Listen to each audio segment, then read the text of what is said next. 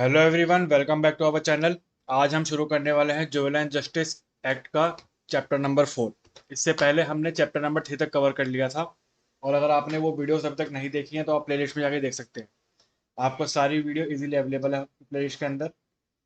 और इससे पहले कि हम आगे बढ़े, मैं आपको इन्फॉर्म कर दूं कि हमने राजस्थान रेंट कंट्रोल एक्ट भी पूरा ख़त्म कर दिया है।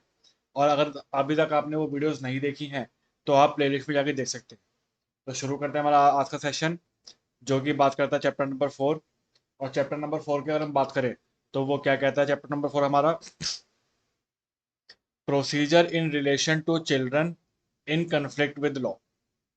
ऐसे बाल अपराधी, उनकी हिरासत के लिए कैसे कैसे प्रोसीजर लिए जाएंगे, वो हमारे किस में दिए गए हैं, वो हमें दिए गए चैप्टर नंबर 4 के अंदर। अब हम इसके अंदर बेसिकली क्या डिस्कस करने वाले हैं कि मान लो कोई बच्चा ऐसा है जो कि अपराधी है, किसी अपराध का अपराधी है।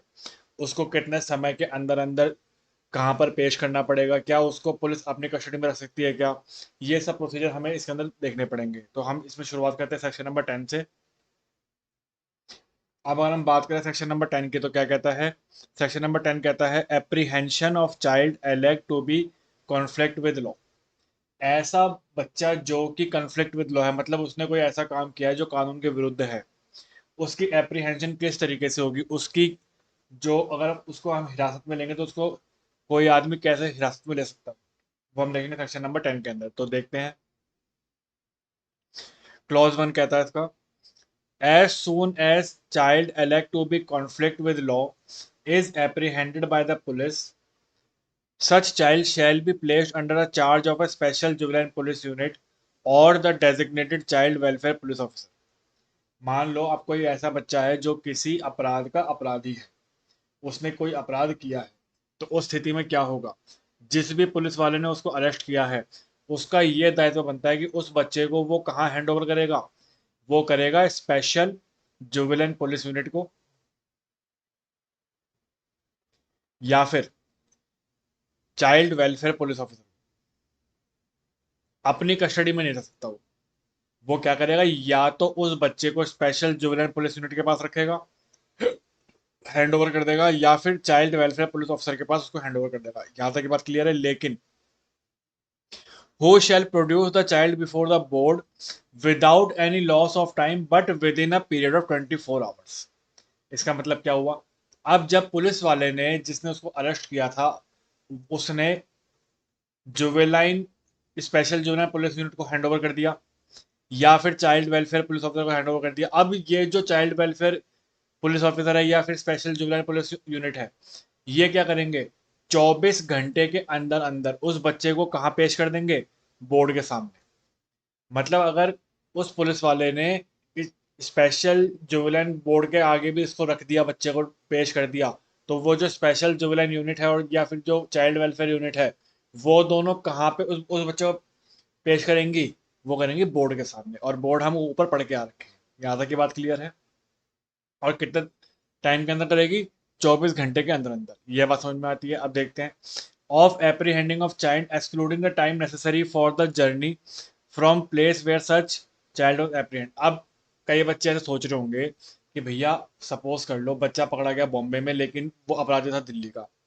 अब बॉम्बे से दिल्ली आने में लग जाते हैं बाय ट्रेन, सपोज कर लो 36 घंटे। तो 24 घंटे का टाइम तो लैप्स हो गया। तो नहीं, जो टाइम बॉम्बे से दिल्ली आने में लगेगा, चाहे वो किसी भी वे से आ रहे हो, वो इस 24 घंटे में से एक्सक्लूड हो जाएगा। यहाँ तक की बात क्लियर है। अब हम देखते हैं। Provided that in no case a child elect to be conflict with law shall be placed in police lockup or lodge in jail। मतलब किसी भी परिस्थिति में जो भी जुवेनाइल बच्चा होगा, जो भी बच्चा अपराधी होगा, उसको किसी भी स्थिति में जेल में नहीं रखा जाएगा। ये इसमें साफ साफ कह दिया, किसी भी हालत में बच्चे को जेल में नहीं रखा जाएगा। यहाँ तक की बात क्लियर है। अब हम देखते हैं इसका सब क्लॉज 2 क्या कहता है। The state government shall make, यहाँ पर शैल है, मैंडेटरी प्रोविजन है। The state government shall make rule consist with this act. कौन रूल बनाएगा, स्टेट गवर्नमेंट बनाएगी। क्या बनाएगी, to provide for person through home including registered voluntary और NGO any child elect to be in conflict with law may be produced before the board। अब उस बच्चे को जब पेश किया जाएगा बोर्ड के सामने तो वो कौन पेश कर सकता है? एनजीओ करेगा या फिर कोई रजिस्ट्री वॉलंटरी ऑर्गेनाइजेशन करेगी। यहाँ तक की बात समझ में आती है। और उसके रिगार्डिंग रूल कौन बनाएगा? राज्य सरकार बनाएगी, पहली चीज। और to provide for the manner in which child elect to be in conflict with law may be sent to an observation home, place of safety as the case may be। अब मान लो बच्चे को पेश कर दिया गया बोर्ड के सामने और बोर्ड को लगता है कि अब इस बच्चे को हमें ऑब्जर्वेशन होम में भेजना चाहिए या फिर सेफ्टी होम में भेजना चाहिए। उसके रिगार्डिंग भी जो रूल बनाए जाएंगे कौन बनाएगा? राज्य सरकार बनाएगी। यहाँ तक की बात क्लियर है? मतलब बच्चे से अपराध से संबंधित रूल जो भी होंगे वो भी कौन बनाएगा? राज्य सरकार। और उसकी सेफ्टी के लिए भी जो रूल बनेंगे, उसकी ऑब्जर्वेशन के लिए भी जो रूल बनेंगे, रूल्स बनेंगे, वो कौन बनाएगा? राज्य सरकार। तो ये हमारा हो गया इसका क्लॉज टू। यहाँ तक ये बात खत्म है। हमने एक सेक्शन नंबर 11 पढ़ा, अब हम पढ़ेंगे section number 12। Sorry, section number अभी हमने 10 पढ़ा था, अब हम पढ़ेंगे सेक्शन नंबर 11। क्या कहता है 11? Role of person in whose charge child in conflict with law is placed. अभी हमने क्या कहा था ऊपर कि जो भी पुलिस वाला उसको पकड़ के लाएगा वो किसको हैंड ओवर करेगा? स्पेशल जुवेनाइल यूनिट को या फिर चाइल्ड वेलफेयर यूनिट को। अब वो जो दो यूनिट है वो किसके सामने उसको पेश करेंगी? बोर्ड के सामने करेंगी। अब बोर्ड यदि चाहे तो वो किसी और आदमी को हैंड ओवर कर सकती है उसकी देखरेख के लिए। अब क्या होगा, उस आदमी का क्या रोल होगा उस बच्चे के प्रति, वो हमें देखना सेक्शन नंबर 11 के अंदर। तो देखते हैं। Any person in whose charge a child in conflict with law is placed. मतलब जिस बच्चे को उस बच्चे की कस्टडी दे दी गई हो, उस बच्चे की देखरेख करने का जिम्मा दे दिया गया हो। Shall while the order in force have responsibility of the said child. जब तक वो ऑर्डर एनफोर्समेंट में है, जब तक वो ऑर्डर लागू है, तब तक उस बच्चे की पूरी पूरी जिम्मेदारी उस आदमी के ऊपर डाल दी जाएगी। मतलब अगर उस बच्चे को कुछ हो भी जाता है तो उसकी सारी जिम्मेदारी किसकी होगी? जिसको उसकी देखरेख का जिम्मा दे रखा है। यहाँ तक ये बात समझ में आती है। As if the said person was the child parent और and responsible for child maintenance. अब चाहे वो बच्चे का पेरेंट्स हो कोई, या कोई भी ऐसा रिस्पॉन्सिबल बंदा हो जिसको उस बच्चे की मेंटेनेंस के लिए नियुक्त किया गया था। यहाँ तक की बात क्लियर है? प्रोवाइडेड, क्या लिखा है? Provided that the child shall continue in such person charge for the period stated by the board. कब तक रहेगा? जब तक बोर्ड ने अपने ऑर्डर में मेंशन कर रखा होगा। सपोज 2 महीने, 6 महीने, साल भर, जो भी उसमें बोर्ड ने मेंशन कर रखा होगा अपने ऑर्डर्स के अंदर। Notwithstanding that the child is claimed by the parent और any other person except when the board is of the opinion that the parent or any other person are fit to exercise the charge over such child। अब इस बच्चे की maintenance की custody किसको देनी है, किसको नहीं देनी, वो सारा का सारा अधिकार किसके पास पहुंच जाएगा? ऑटोमेटिकली बोर्ड के पास। यदि बोर्ड चाहेगा तो इसको किसी भी पर्सन के, ऐसे पर्सन के हाथ में हैंड ओवर कर देगा जो इसकी मेंटेनेंस कर सके, चाहे उसके पेरेंट्स हो चाहे वो कोई और आदमी हो।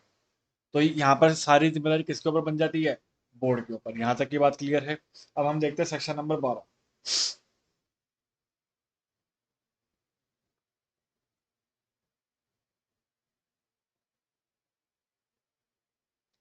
अब सेक्शन नंबर 12 में क्या कहा गया है? कोई ऐसा बच्चा है जो किसी अपराध का दोषी है और उसको अब बेल चाहिए, तो कैसे क्या प्रोसीजर होगा वो हम देखते हैं सेक्शन नंबर 12 के अंदर। Section 12, bail to a person who is apparently a child alleged to be conflict with law. ऐसा बच्चा जिसने कानून के विरुद्ध काम किया हो और उसको क्या चाहिए? अब बेल चाहिए। देख लेते क्या प्रोसीजर होगा। When any person who is apparently a child and is alleged to have committed an bailable offense or a non-bailable offense is apprehended or detained by the police or appears by before the board, such person shall, notwithstanding anything contained in CRPC or in any other law for the time being in force, be released on bail with or without surety or placed under supervision of a probation officer under the care of any fit person। मतलब कोई भी ऐसा बच्चा है जो किसी अपराध का दोषी है, उसने कोई बेलेबल ऑफेंस किया हो या कोई नॉन बेलेबल ऑफेंस किया हो, ऐसा अपराध किया हो जो सीआरपीसी के अंतर्गत दंडनीय हो या किसी अन्य लॉ के अंतर्गत दंडनीय हो। ठीक है, अब क्या होगा, उसको बेल पर छोड़ दिया जाएगा, चाहे वो विद श्योरिटी हो चाहे वो विदाउट श्योरिटी हो, बेल पर तो छोड़ दिया जाएगा, उसमें कोई दिक्कत नहीं। अब यदि कोर्ट को लगता है कि इसके ऊपर कोई सुपरविजन भी होना चाहिए, तो कोर्ट उसके ऊपर किसी सुपरविजन को भी नियुक्त कर सकती है, और वो सुपरवाइजर कौन होगा, वो होगा प्रोबेशन ऑफिसर। और ये प्रोबेशन ऑफिसर हम कहाँ पढ़ के आए हैं, ये हम पढ़ के आए हैं प्रोबेशन ऑफ ऑफेंडर एक्ट के अंदर। तो यहाँ तक हमें बात समझ में आती है, और उसको हम क्या बोलेंगे, फिट पर्सन बोलेंगे, जो कि इसकी सुपरविजन के लिए फिट आदमी होगा। और ये बात भी हमें कहाँ दी गई है, प्रोबेशन ऑफ ऑफेंडर एक्ट के अंदर दे रखी है। अब आगे देखते हैं, provided that such person shall not be release if there appears reasonable ground for believing that the release is likely to bring the person into association with any known criminal or expose the said person to moral, physical or psychological danger to, or the person released would defeat the end of justice, and the board shall record the reason for denying the bail and circumstances that lead to such decision। मतलब ये है, हालांकि हम ऊपर क्या पढ़ के आए हैं कि उसको बेल पर छोड़ दिया जाएगा, लेकिन दूसरा पॉइंट ये कह दिया प्रोवाइडेड में कि यदि बोर्ड को ऐसा लगता है कि अगर हमने इसको छोड़ दिया तो ये किसी और आदमी के साथ मिलकर के कोई और अपराध कर देगा, या ये खुद कोई और अपराध कर देगा, या फिर ये किसी का इंटरेस्ट हार्म कर देगा, अगर ऐसी आशंका बोर्ड को लगती है कि इसको अगर हमने बेल दे दिया तो ये तो और अन्य तरीके के अपराध कर देगा, ये नहीं मानेगा, तो उस समय पर बोर्ड इसकी जब बेल रिजेक्ट करेगी तो उस समय पर बोर्ड को वो रीजन मेंशन करने पड़ेंगे कि क्यों इस आदमी को, क्यों इस बच्चे को बेल नहीं दी गई। मतलब ये है कि अगर बोर्ड को किसी बच्चे की बेल खारिज भी करनी है, तो उस केस के अंदर बोर्ड को वो सारे रीजन मेंशन करने पड़ेंगे, रिकॉर्ड करने पड़ेंगे कि ये कारण है, इसकी वजह से हमने इस बच्चे को बेल नहीं दी है। यहां तक की बात क्लियर है। अब हम देखते हैं सब सेक्शन 2 क्या कहता है। When such person having been apprehended is not released on bail under subsection 1 by the officer in charge of the police station, such officer shall cause the person to be kept only in an observation home in such a manner as may be prescribed until the person can be brought before a। मतलब अब मान लो किसी police वाले ने उसको arrest कर लिया, किसी पुलिस वाले ने उसको अरेस्ट कर लिया था। अब यहाँ पर ये बात है कि जब तक वो बच्चा बोर्ड के पास हैंडओवर नहीं कर दिया जाता, तब तक पुलिस वाला भी अपने पुलिस स्टेशन में उसको नहीं रख सकता। उस जो पुलिस स्टेशन का जो ऑफिसर इंचार्ज होगा, उसको भी उस बच्चे को जब तक वो बोर्ड के पास नहीं भेज रहा है, तब तक उसको ऑब्जर्वेशन होम में रखना पड़ेगा, ना कि अपने पुलिस स्टेशन में रखेगा। ये बात कही गई है इसके अंदर। मतलब हम किसी भी स्थिति में बच्चे को पुलिस स्टेशन में तो नहीं रख सकते। आपको रखना है, आप लेट हो रहे हो, आपको रखना है ऑब्जर्व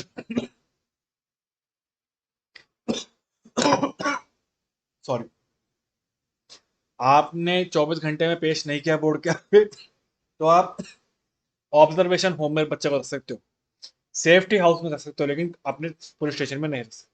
यहाँ तक की बात क्लियर है।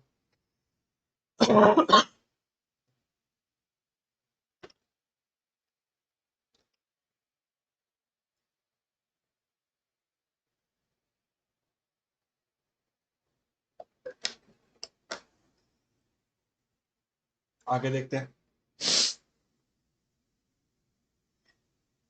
Clause 3, when such person is not released on bail under subsection 1 by the board, अगर बोर्ड ने भी उसको नहीं छोड़ा है बेल पर, तो it shall make an order sending him to an observation home or a place of safety as the case may be। अगर बोर्ड ने भी उसको नहीं छोड़ा है, बच्चे को नहीं छोड़ा है, कहाँ नहीं छोड़ा है, बेल पर नहीं छोड़ा है, तो वो बोर्ड क्या करेगी, उस बच्चे को ऑब्जर्वेशन होम में छोड़ देगी या फिर प्लेस ऑफ सेफ्टी में छोड़ेगी। ठीक है, for a such period during the pendency of the inquiry regarding as a person as may be specified in the order। अब यहाँ पर सवाल ये आता है कि वो बच्चा कब तक ऑब्जर्वेशन होम में भेजा जाएगा, कितने समय तक ऑब्जर्वेशन होम में उसको भेजा जाएगा। तो यहाँ पर इसका उत्तर ये है कि जब तक उस बच्चे के ऊपर इंक्वायरी चलेगी, जब तक बोर्ड उसके ऊपर इंक्वायरी करेगा, उस समय तक उस बच्चे को लॉकअप में नहीं रखा जाएगा। उस बच्चे को कहाँ रखा जाएगा, ऑब्जर्वेशन होम में रखा जाएगा या फिर प्लेस ऑफ सेफ्टी में रखा जाएगा। और इसके ऑर्डर भी कौन पास करेगा, इसके ऑर्डर भी बोर्ड ही पास करेगा। यहां तक की बात क्लियर है। अब हम देखते हैं sub section 4। When a child in conflict with the law is unable to fulfill the condition of a bail order within a 7 days of the bail order, such child shall be produced before the board for modification of the condition of the bail। मतलब अब मान लो board ने उसको with surety bell grant करनी चाहिए, लेकिन अब अगले के पास कोई श्योरिटी नहीं है, क्या करेगा। तो बच्चे के पास 7 दिन का समय होता है कि आप कैसे भी करके अरेंजमेंट कर लो। अगर नहीं कर पाए तो जो वो बच्चा है वो दोबारा किसके पास भेज दिया जाएगा, वो दोबारा भेज दिया जाएगा बोर्ड के पास। अब बोर्ड चाहे तो उसको फिर छोड़ देगी या फिर मॉडिफिकेशन करके उसको दोबारा कहाँ भेज देगी, ऑब्जर्वेशन होम के अंदर या सेफ्टी हाउस के अंदर, जहाँ पे भी उसको उचित लगेगा। यहाँ तक की बात क्लियर है। मतलब अभी तक हमने क्या समझा कि सारा का सारा दारोमदार किसके ऊपर बैठा हुआ है अभी, बोर्ड के ऊपर। यहाँ तक की बात क्लियर है। अब हम देखते हैं सेक्शन नंबर 30। सेक्शन नंबर अगर हम 13 की बात करें